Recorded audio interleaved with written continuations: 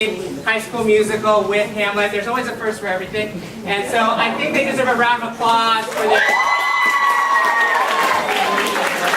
singing. So we are going to see the exact same scene again. And so we'll see it from a different angle, and we'll have the director of the Willy Shakes present their spin on To Be or Not to Be. Let's give it up for Trevor Lee.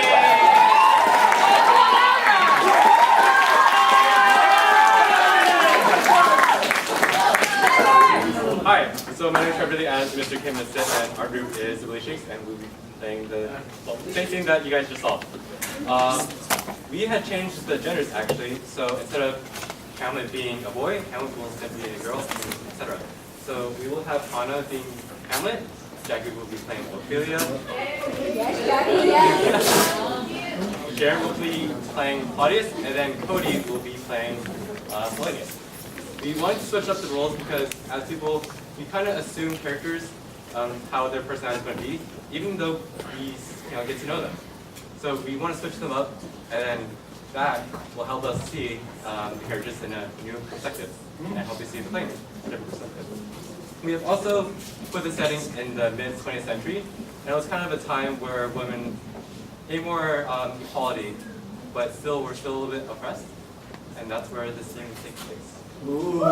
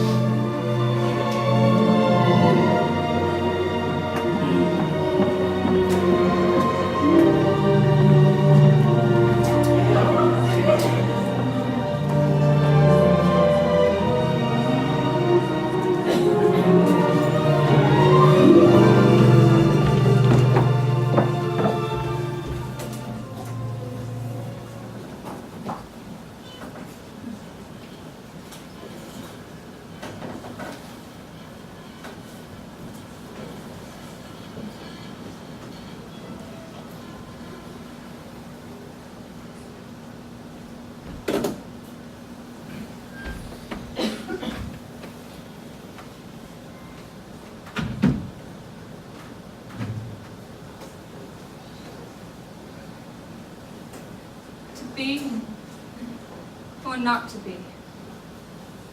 That is the question. Whether 'tis nobler in the mind to suffer the slings and arrows of outrageous fortune, or to take arms against a sea of troubles, and by opposing ends them, to die, to sleep, no more. And by a sleep to say we end the heartache and thousand natural shocks that flesh is heir to. 'Tis a consummation devoutly to be wished. To die. To sleep. To sleep, perchance to dream. Aye, there's the rub. For in that sleep of death, what dreams may come when we have shuffled off this mortal coil must give us pause. There's the respect that makes calamity of so long life.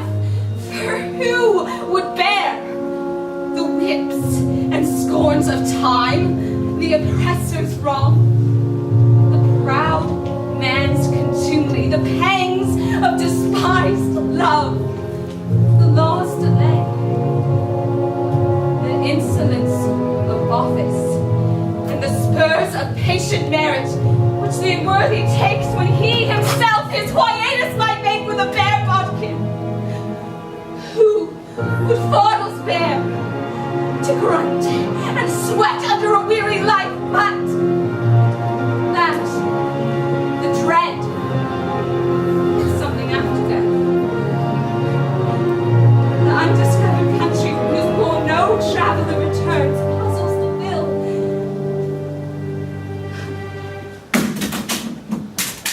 makes us rather bear those ills we have than fly to others we know not of.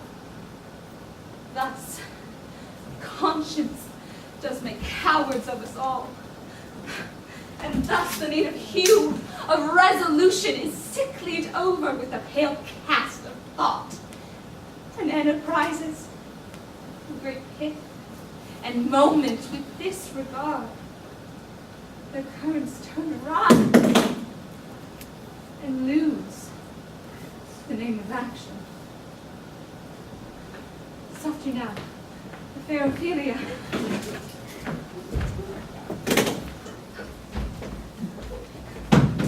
Nymph, in my orisons, be all my sins remembered. Good, my lady. How does yonder for this many a day? I humbly thank you. Well.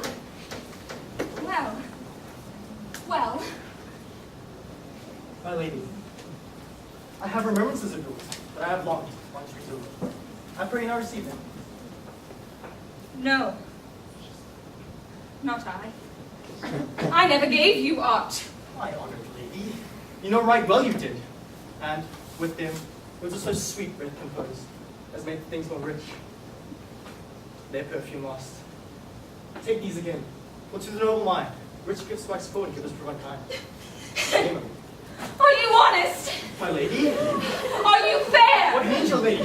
That if you be honest and fair, your honesty should admit no discourse to your beauty. Good beauty, my lord? At best a common sense of honesty? Aye, truly, for the power of beauty will sooner transform honesty from what it is into a bond, than the force of honesty can translate beauty from what it is into its likeness. This was sometime a paradox, but now the time gives it proof. I did love you once. Indeed, my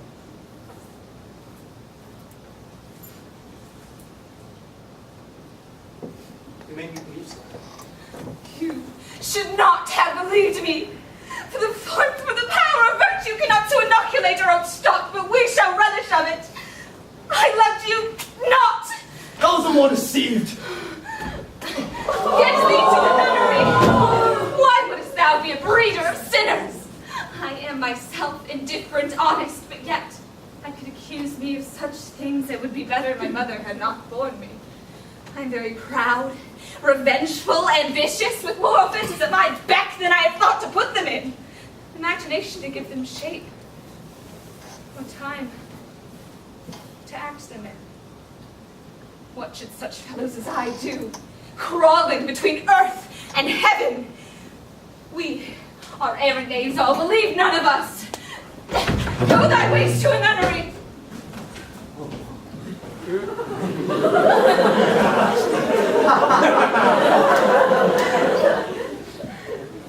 Where is your father? That's her, my lady. Let the doors be shut upon him, so that he may play the fool nowhere but in his own house.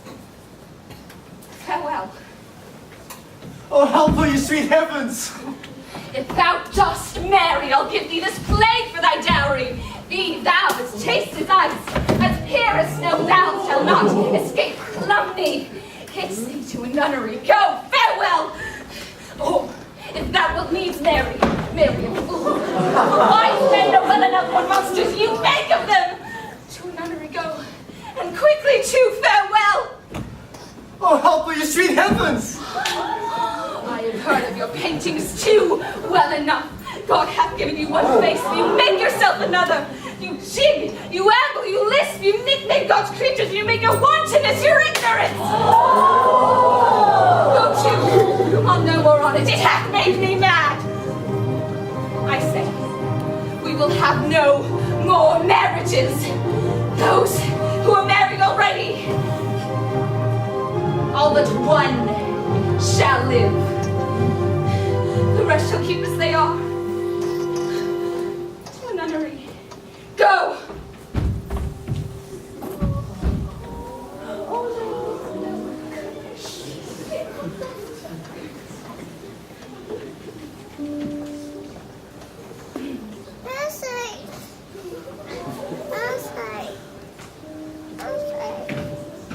Outside.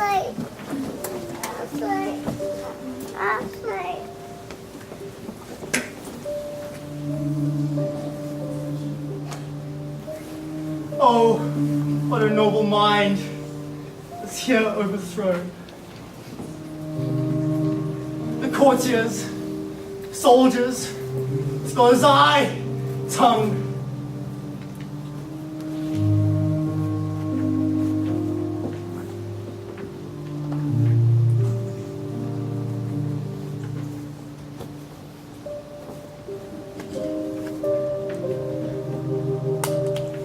Sword. The expectancy and the roars of the fair state, the glass of fashion and the mold of form, the observed of all observers, quite down.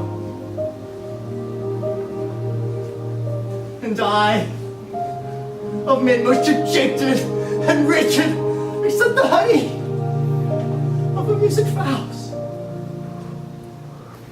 Now see that noble and most sovereign reason like sweet bells jangled, out of tune and harsh. That unmatched form and feature of blown youth, lost it with ecstasy. Oh, woe is me to have seen what I have seen. See what I see.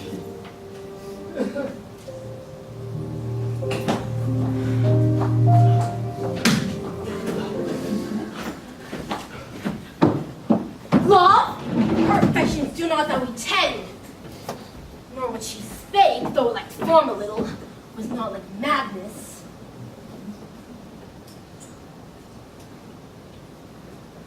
There's something in her soul, or which her melancholy sits on brood, and I do doubt the hatch and the disclose would be some danger. Which, for to prevent, I have a quick determination, thus set it down, she shall with speed to England for the demand of a neglected tribute. Happily the seas and countries different, with variable objects shall expel this something settled matter in her heart, whereon her brains still beating, thus puts her in fashion of herself. What think you on it? It shall do well, but yet do I believe the origin and commencement of her grief sprung from neglected love. How now, Ophelia? You need not tell us what Lady Hamlet said. We heard it all. My queen, do as you please, but if you hold it fit, after the play, let her king father all alone entreat. To show her grief, let him be round with her, and I'll be placed in the ear of all their conference. If you find her not, to England send her, or confine her, where your wisdom best shall fit. It shall be so. Madness in great ones must not unwatched go.